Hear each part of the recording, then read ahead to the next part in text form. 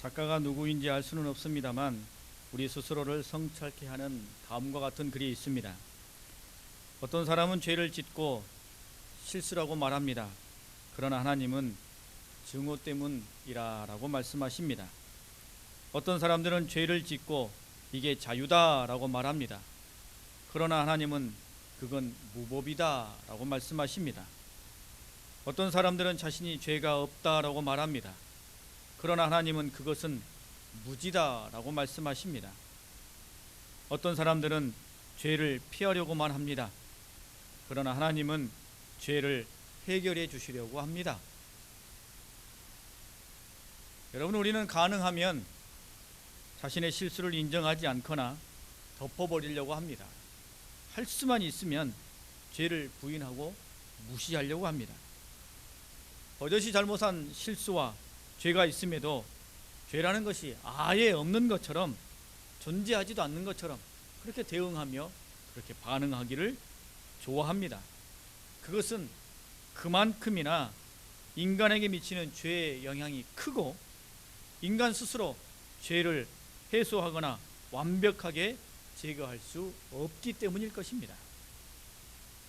그래서 죄 자체를 부정하거나 애써 무시하려고 하는 것이죠. 하지만 아무도 모르는 실수와 죄라 할지라도 자신은 알고 있고 우리 양심은 우리를 늘 찌르는 것 아니겠습니까? 그래서 혼자라도 괴로워하며 깊은 한숨을 내쉽게 되는 것이 우리 인간의 모습 아닙니까? 요즘 우리나라를 떠들썩게 하는 흉악범죄가 얼마나 많이 일어나고 있습니까? 보험금을 타려고 자신의 전 남편, 지금의 남편, 시어머니를 독살하고 심지어 자신이 배 아파 낳은 딸에게까지 제초제를 먹였던 비정한 여인의 사건이 불과 얼마 전에 있지 않았습니까? 연쇄살인을 하고 많은 여성들을 성폭행했으면서도 입가에 웃음을 띠는 인두겁을 쓴 짐승만도 못한 사이코패스들이 점점 늘어나고 있는 세상입니다. 물질은 사람들을 더 옥죄어가고 있고 온갖 갈등과 긴장은 무수한 대안과 화려한 지식에도 불구하고 사람들을 더 극단으로 몰아가고 있으며 자신이 경험하는 개인의 한계나 사회 구조의 한계는 모두에게 더 깊은 절망과 우울감을 주고 있습니다. 인간의 죄성이 얼마나 심각해지는지 이제는 양심마저도 제대로 작동하지 않는 그런 세상이 되어져 가고 있는 것 같습니다. 그런데 하나님의 눈에는 호세아 선지자 당시 여로보암 2세가 통치하던 북이스라엘은 오늘 우리가 살아가는 이 세상보다 훨씬 더 심각하다라고 판단을 하셨습니다. 사랑과 긍휼이 풍성하신 하나님, 오래 참으시고 인애와 자비가 풍성하신 하나님께서 선지자 호세아를 통하여 너희에게는 더 이상 긍휼이 없다. 너희는 내 백성이 아니다. 너희를 흩어 멸망하게 될 것이다 라고 심판을 선포할 정도이니, 여러분, 이스라엘 백성들이 하나님께 보여준 막장이 얼마나 심각하겠습니까? 만군의 하나님 여호와께 이스라엘이 막가자고 반항한 일들이 얼마나 짙겠습니까? 오늘 우리가 읽은 6절 말씀에 내 백성이 지식이 없으므로 망하도다 라고 하나님께서 말씀하십니다. 여기서의 지식은 히브리어로 다하트, 하나님을 아는 지식을 말합니다. 이 지식은 단순히 학문적인 지식을 뜻하는 것이 아닙니다.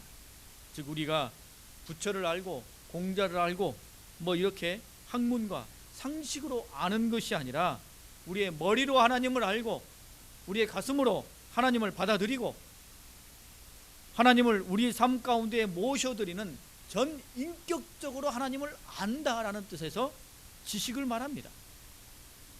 이 지식을 가지고 있을 때야 이스라엘은 하나님의 백성인 것이요 하나님께로부터 특별한 긍휼하심을 받아 누릴 수 있는 것입니다. 그런데 이미 누누이 말씀드린 것처럼 이스라엘은 하나님을 버리고 사신 우상에게로 가고 말았습니다.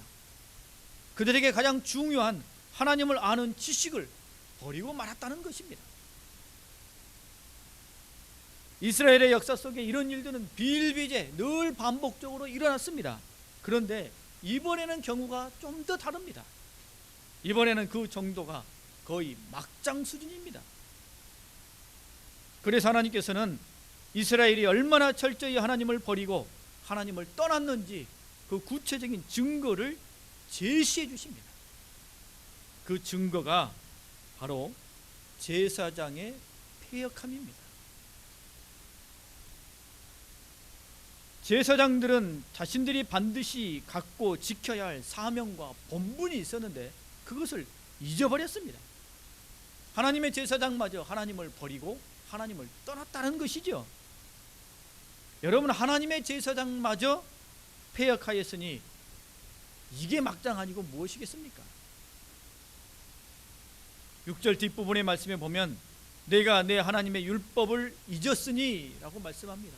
여기서 너는 제사장을 지칭합니다. 여러분, 하나님의 백성들이 하나님을 아는 지식을 버리고 어그러진 길로 가면 가르치고 지도하고 보여주어야 할 사명과 책임이 누구에게 있습니까? 제사장에게 있죠. 다른 사람들은 다 딴 길로 가고 어리석게 행동하고 패역을 일삼더라도 끝까지 하나님 편에 서서 믿음의 길을 걸어가고 하나님의 말씀을 선포하고 바르게 가르치고 인도해야 할 사명, 그 사명을 가지고 있는 사람들이 제사장입니다. 그런데 이 막중한 사명이 있음에도 불구하고 이 사명을 벗어버리고 그 사명을 감당하지 아니하고 그들이 하나님께로부터 떠나버렸으니, 하나님의 말씀과 율법을 잊어버렸으니, 여러분, 이 얼마나 개탄스러운 일입니까? 게다가 이들은 하나님을 버렸을 뿐만 아니라 이제는 죄악을 적극적으로 도모하였습니다. 이스라엘을 하나님께로 바로 인도하는 데에는 전혀 관심이 없고 이제는 오히려 자신들이 취할 속죄 제물에만 관심을 두었습니다. 8절 말씀에 보면 그들의 내 백성의 속죄 제물을 먹고 그 마음을 그들의 죄악에 두는도다 라고 하나님이 한탄하고 계십니다. 제사장들이 자신의 사명을 잊어버리고 하나님을 잊어버리고 이제는 죄 짓는 일에만 마음이 온통 빼앗겨 있다는 것입니다. 여러분, 상황이 이와 같으면 하나님이 이제 어떻게 해야 되겠습니까? 하나님이 뭘 하실 수 있겠습니까? 제사장을 폐하실 수밖에 없죠.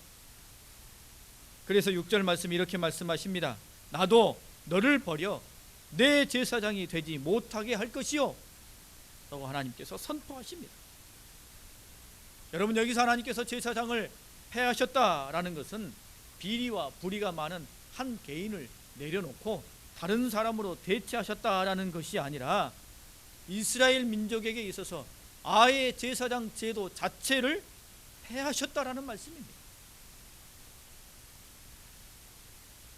이스라엘 백성들에게 있어서 제사장의 제도를 폐하시니 여러분, 이제 하나님과 이스라엘은 실제적으로 아무런 관계가 아니라는 뜻입니다.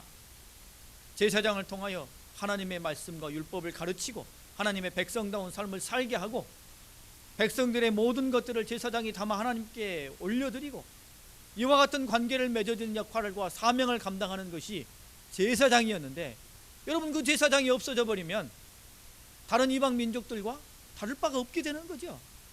제사장들을 폐지하는 것 자체가 이제는 너희는 내 백성이 아니다, 너희에게는 긍휼이 없다 라고 하나님이 선포하시는 심판의 말씀과도 같다라는 것입니다. 여러분, 하나님께서 이스라엘 백성들을 선택하신 이유도 그들로 하여금 온 세상 다른 민족들에게 제사장과 같은 민족이 되라라는 뜻이었습니다. 하나님께서 이스라엘 백성들을 택하셔서 선민 삼으신 것은 그들을 통해 다른 이방 많은 민족들과 나라들에게 과연 하나님은 살아계시는 분이구나, 하나님의 말씀을 증거하고 선포하며 하나님의 뜻과 섭리를 그들 가운데 전파하라고 이스라엘을 택하셔서 부르신 것입니다. 그래서 제사장 제도를 그들 안에도 두신 것이죠. 이것을 폐하시니 여러분, 이스라엘은 끝까지 간 것 아니겠습니까? 어느 사회 민족이든 사회 안녕과 유지의 마지막 보루가 종교라고 말합니다. 종교마저 무너지면 세상은 걷잡을 수 없게 되는 것이지요. 여러분, 지금 이 이스라엘의 처지에 있어서 제사장이라도 올바로 서 있었다면, 그들이 자신의 역할과 사명을 잘 감당하고 감당해내기 위하여 힘쓰고 애쓰고 최선을 다하였다면, 하나님의 백성들이 어그러진 길을 가고 죄악의 길로 갈 때 그들을 이끌어내며 그들을 품고 하나님 앞에 어떻게 해서든지 다시 인도하려고 힘쓰고 애썼다면, 하나님께서는 이스라엘을 향하여 더 이상 너희에게는 긍휼이 없다, 너희는 내 백성이 아니다 이제, 라는 심판의 말씀을 하시지 아니하였을 것입니다. 제사장을 보고 하나님이 다시 소망을 두시고 다시 희망을 두시고 이스라엘 백성들을 향하여 회복과 긍휼의 말씀을 하지 않으셨겠습니까? 여러분, 그러니 제사장이 자신의 사명을 제대로 감당하고 본분을 지키는 것은 자기 개인에게만 국한된 일이 아닙니다. 단순히 자신의 믿음만을 감당하고 자기 역할을 행하는 것이 아니라 이스라엘 전체에 있어서는 매우 중요한 일이라는 겁니다. 자신의 소임을 다하는 것이 하나님을 향한 자신의 믿음을 지키는 것뿐 아니라 이스라엘을 지키고 인도하는 것이요, 이스라엘에게는 하나님께서 여전히 자신들을 향하여 소망과 긍휼이 되어주신다, 그 긍휼과 사랑이 여전히 살아있구나 라는 것을 보여주는 증표가 된다는 것입니다. 그러나 이제 제사장을 향한 하나님의 마음을 거두들이시니 제사장직을 폐하시니 더 이상 이스라엘에게는 하나님의 긍휼과 하나님의 사랑이 그곳에 기대할 수 없게 되는 것이죠. 제사장마저 패역함으로 하나님을 떠났으니 이스라엘은 더 이상 볼 것이 없다라는 그런 의미입니다. 그들은 갈 때까지 다 간 것이죠. 여러분, 우리는 오늘 이 이스라엘에 관련된 하나님의 말씀을 깊이 되새기며 우리 각자도 성도로서 오늘을 살아가는 사명과 본분이 있다는 것을 잊지 말아야 할 것입니다. 그것을 반드시 지키며 우리가 행해가야 한다는 것입니다. 오늘 이 시대에 우리는 여러분 하나님의 마지막 희망이요, 세상의 마지막 보루입니다. 우리마저 무너지면 안 되죠. 우리마저 주저앉아 버리면 안 되는 것입니다. 하나님께서 우리에게 희망을 두고 계셔요. 이 세상을 향하여 너희가 마지막 희망이다라고 말씀하십니다. 이 세상의 마지막 보루가 우리 아닙니까? 우리마저 무너져 버리고 우리마저 패역함으로 나아가고 우리 삶 속에서 하나님을 무시하고 하나님을 보이지 아니한다면 여러분, 이 세상 사람들 무엇을 통해 희망을 얻습니까? 누구를 통하여 복음을 듣게 되겠습니까? 그러므로 여러분, 오늘 우리는 우리의 사명, 우리가 걸어가야 할 믿음의 본분을 깊이 되새겨야 하는 것입니다. 하나님께서는 우리를 통해 세상과 세상 사람들에게 하나님의 살아계심을 보이시기를 기대하고 계십니다. 마태복음 5장 말씀에 보면 이같이 너희 빛이 사람 앞에 비치게 하여 그들로 너희 착한 행실을 보고 하늘에 계신 너희 아버지께 영광을 돌리게 하라. 요한복음 13장에 보면 새 계명을 너희에게 주노니 서로 사랑하라. 너희가 서로 사랑하면 이로써 모든 사람이 너희가 내 제자인 줄을 알리라 라고 주님께서 말씀하셨습니다. 여러분, 우리가 세상과 세상 사람들에게 하나님이 보내시는 편지라는 것입니다. 하나님의 대사요, 하나님의 대변인입니다. 하나님께서 직접 자기 자신을 세상 사람들에게 보여주실 수 있겠습니다만, 그렇게 하면 아마 세상이 깜짝 놀라 도망가 버릴지도 모릅니다. 감당할 수 없어서 어찌할 줄을 몰라 할지도 모르겠죠. 또 하나님이 자신을 드러내시면 아마 어리석은 이방 사람들, 사신 우상을 섬기는 이들은 자신들이 믿어온 이 우상이 자신에게 한 일이라고 생각하여 더 그것을 메어 달릴 수 있게 될 것입니다. 그래서 하나님께서는 이미 하나님을 믿어 구원받고 변화받은 우리를 통해 하나님을 보여주기를 원하십니다. 그러므로 여러분, 사명자로 살아가십시오. 하나님의 본분을 지키십시오. 하나님께서 우리 모두를 하나님의 사명자로 부르시고 성도의 본분을 지키며 살아가기를 기대하고 계십니다. 이것이 하나님의 뜻입니다. 여러분, 이 사명과 본분 안에 하나님을 향한 우리의 믿음이 담겨져 있습니다. 믿음 따로 사명 따로, 믿음 따로 본분 따로 아닙니다. 사명 안에 우리의 믿음이 담겨져 있어요.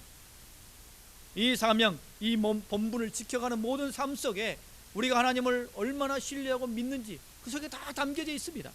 우리가 사명을 행하고 또 본분을 지켜가는 것을 통해 우리의 믿음이 열매 맺혀지게 되는 것이죠.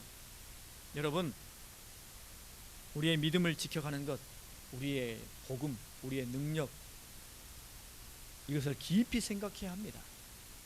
제가 이제부터 읽어드리는 이 문장을 마음속에 깊이 되새겨 보십시오. 복음이 오늘 내게 역사하지 않는데, 나를 변화시키지 않는데, 내게 능력이 되지 않는데, 어떻게 수십 년 후에 이 세상을 떠날 때 그 복음이 나를 구원하는다 라고 믿을 수 있겠습니까? 복음이 오늘 내게 역사하지 않고 나를 변화시키지 않고 능력이 되지 않는데 내가 어떻게 먼 미래에 천국에 갈 것을 믿고 있다 라고 지금 말할 수 있겠습니까? 복음과 믿음은 오늘 나에게 능력이 되고 내 삶을 변화시키며 나를 이끌어가는 것입니다. 오늘 그것을 내가 믿지 아니하며 그것이 오늘 나에게 힘과 능력이 되지 않는다면 그 말씀이 나를 영원한 구원의 자리로 인도한다고 여러분 어떻게 믿습니까? 믿고 있다고 그것을 어떻게 보여줄 수 있습니까? 그렇기 때문에 우리가 오늘 사명을 지키고 본분을 지키는 것은 나의 믿음과 깊이 연결되어 있다는 것입니다. 성도의 본분을 지키며 삶의 변화가 있고 삶 속에 하나님의 능력을 신뢰하며 살아가며 힘들고 어렵지만 가시밭길이라 할지라도 우리는 하나님을 신뢰합니다. 영원한 하나님을 바라봅니다. 하며 믿음을 지키고 나아갈 때 그것이 나에게 능력이 되며 생명이 되는 것입니다. 깊은 안개 속에서는 앞만 보아서는 방향을 찾을 수 없습니다. 저 멀리서 반짝이는 등대불을 바라보며 나아가야 이 안개를 뚫고 바른 길을 걸어갈 수 있게 되는 것이죠. 여러분, 주님은 우리에게 말씀하셨습니다. 먼저 그 나라와 그 의를 구하라. 하나님의 나라, 하나님의 사명을 먼저 마음에 품으라는 거예요. 그 속에 하나님을 향한 믿음이 담겨져 있기 때문입니다. 그러면 이 모든 것을 너희에게 더하시리라 라고 약속해 주셨습니다. 여러분, 오늘 이스라엘이 패역함으로 주저앉은 이유가 무엇입니까? 제사장의 패역함 때문입니다. 이스라엘의 현실이 어떠한지 제사장의 패역함이 고스란히 보여주고 있어요. 그들의 현 주소를 제사장을 통해 보여주고 있는 것입니다. 여러분, 오늘 이 시대에 우리가 하나님의 제사장입니다. 우리가 하나님의 사명자요, 하나님의 기대요, 세상의 희망입니다. 우리가 곧 지금 이 세상에 희망이 있는지 없는지, 이 세상이 정말로 어떠한지를 보여주는 지표입니다. 오늘 우리가 말입니다. 그런 여러분, 우리마저 무너지고 포기하고 성도다움을 입는다면 이 세상에는 더 이상 희망이 없다는 것을 기억하시고 오늘 내가 감당해야 할 사명, 본분을 내 삶 가운데 이뤄내는 것을 통해 내 주변에 하나님의 복음과 능력이 가득한 그런 복을 받아 누리실 수 있기를 바랍니다. 그러면 여러분, 이스라엘이 어쩌다가 이 지경까지 됐을까요? 어쩌다가 제사장까지 하나님을 버리고 죄악에 빠지게 되었을까요? 그것은 죄 때문입니다. 여러분, 사람에게서 죄는 정말로 떼어낼 수 없죠. 죄 짓고자 하는 욕망은 언제든지 불같이 용솟음쳐서는 사람의 마음을 흔들어 버립니다. 이 죄는 도무지 길들여지지도 않아요. 어느 때든 인간을 시궁창으로 끌어내리죠. 그래서 하나님께서는 이 죄의 이 결박성을 이렇게 표현하십니다. 구스인이 그의 피부를 표범에 그의 반점을 변하게 할 수 있느냐? 할 수 있을진데 악에 익숙한 너희도 선을 행할 수 있으리라. 피부색을 바꿀 수 있고 표범이 무늬를 없앨 수 있다면 너희도 악에서 떠나 선을 행할 수 있으리라. 그만큼 안 된다는 것이죠. 어렵다는 말입니다. 그런데 말입니다, 여러분, 인간을 끝까지 괴롭히며 영원한 사망으로 이끄는 이 죄에는 잔혹하고 소름 끼치는 속성이 있습니다. 이 속성 때문에 이스라엘이 이 지경까지 이르게 된 것입니다. 그들 스스로 이 죄의 속성을 경계하지 못하고 이 속성에 자기 자신을 방치함으로 말미암아 이 지경까지 주저앉은 것입니다. 그 무서운 죄의 속성, 점진성과 전염성입니다. 여러분, 죄는 그냥 내버려두면 점점 더 확대되어지고 심화되어지는 경향이 있습니다. 옛말에 바늘도둑이 소도둑된다 하지 않습니까? 다 그런 건 아니겠습니다만, 가만히 내버려두고 자기 자신을 방치해버리면 죄는 점점 더 심화되어지고 커져갈 수밖에 없습니다. 마음이 무디어지고 죄에 대해서는 대담해지는 것이죠. 이와 같은 죄의 점진성, 성경에 무수히 기록되어 있습니다. 야곱이 욕심 때문에 처음에는 누구를 속였어요? 형을 속였지요. 나중에는 누구까지 속입니까? 아버지까지 속입니다. 죄가 점점 더 확대되고 심화됩니다. 사과 하나 따먹다가는 그 다음에 사과나무 전체를 훔치고 싶고, 나중에는 과수원 전체를 꿀꺽하고 싶은 욕망이 사람 마음 가운데는 생겨나게 되는 것이죠. 또한 죄는 전염성이 매우 강합니다. 어떤 전염병보다 강력한 전염성을 가지고 있습니다. 그래서 남이 뭔가 잘못하고 불의한 일을 서슴없이 행하는 것을 보면 우리도 금방 마음이 흔들려요. 신호등 앞에 서 있는데 한 사람이 신호를 무시하고 탁 건너가면 몇 사람이 금방 따라 걸어갑니다. 그러면 나도 따라갈까 쭈뼛쭈뼛 하다가는 나도 어느새 보면 건너가고 있어요. 죄는 그렇게 전염성이 강한 겁니다. 그래서 하나님께서 이스라엘 백성들에게 그렇게 경계하시면서 너희가 가나안 땅에 들어가면 그 가나안 이방 족속들과 통혼하지 말고 그들의 문화를 받아들이지 말라, 그렇게 강하게 경계하셨죠. 그들을 남겨두지 말고 다 몰아내라 라고 하나님께서 강하게 말씀하신 것입니다. 전염성 때문이에요. 그러나 이스라엘은 그렇게 하지 않았죠.